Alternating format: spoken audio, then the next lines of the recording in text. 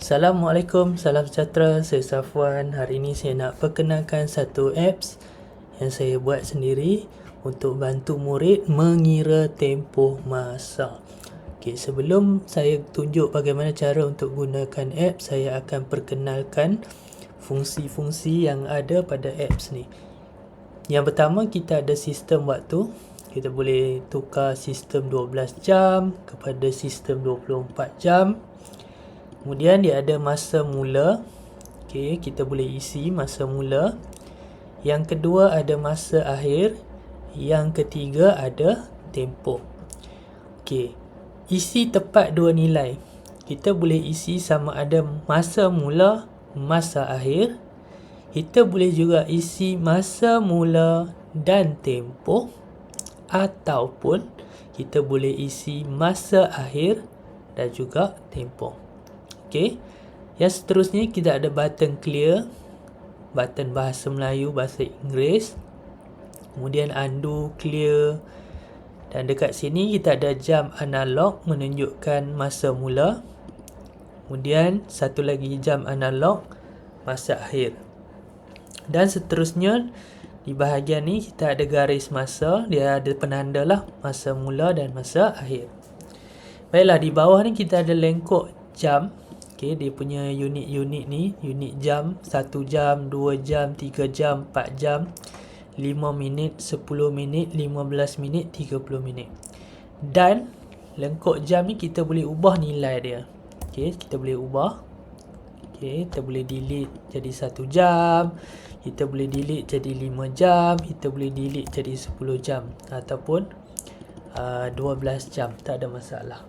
Okey, sama juga dengan lengkok minit, 5 minit, 10 minit, kita boleh tukar dia punya nilai.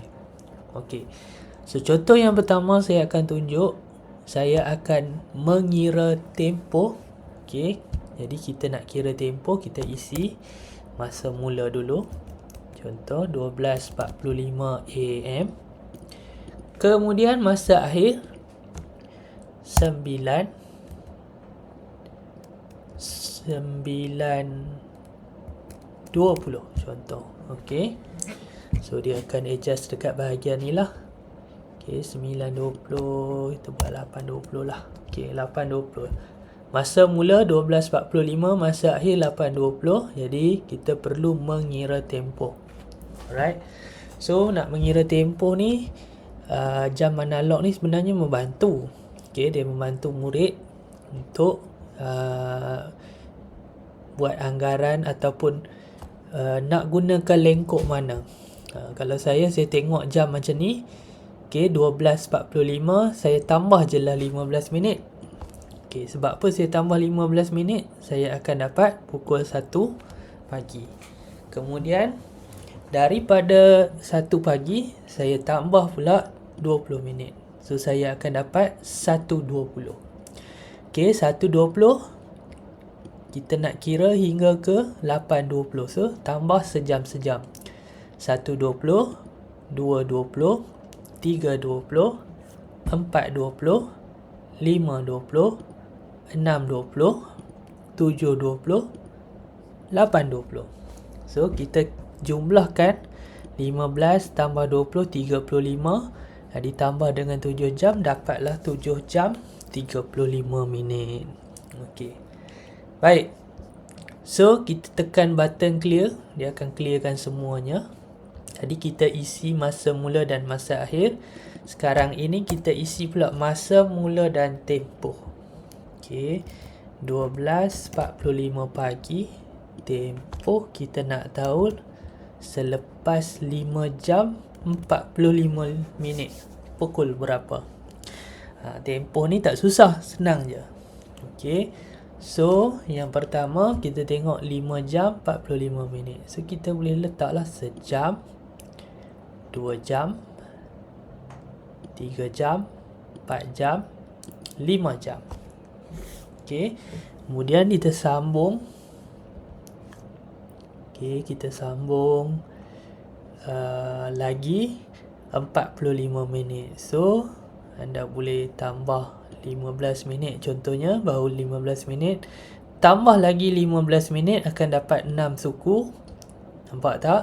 Tambah lagi 15 minit, kita akan dapat 6.5. So jumlahkan, cek tengok betul ke tak. Sejam, 2 jam, 3 jam, 4 jam, 5 jam, 15 minit, 30 minit, 45 minit. So masa mula 12.45, selepas 5 jam 45 minit, pukul 6.30 pagi. Baik, dalam contoh kali ini diberi masa akhir dan diberi tempoh. Anda perlu cari masa mula. Baik, saya akan isi masa akhir 12.45 pagi. Kemudian saya isikan tempoh masa 4 jam 20 minit. Okey, kita tengok dekat jam analog ni, dia dah menunjukkan 12.45 minit pagi. Okey. Baik. So, kita nak cari masa mula, kita ikut saja tempoh dekat sini 4 jam. So, kita tolak 4 jam. Tolak sejam-sejam. Okey, 12.45 tolak 1 jam dapat 11.45. Ada lagi tolak, jadi 10.45, 9.45 dan yang terakhir 8.45. So kita dah cukup tolak dengan 4 jam. Kemudian ada lagi baki 20 minit.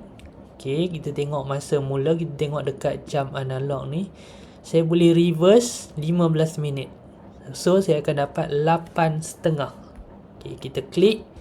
Nampak? 15 minit dapat 8.5. Okey, tempoh 20 minit, ada lagi baki 5 minit, reverse lagi, tolak lagi 5 minit. Anda dapat jawapan 8.25 minit malam. Okey, diberi masa akhir 12.45 pagi, tempoh 4 jam 20 minit. Dah tolak 4 jam 20 minit. So kita dapat jawapan 8.25 minit malam. So itu saja untuk video kali ini. Kita jumpa lagi. Bye bye.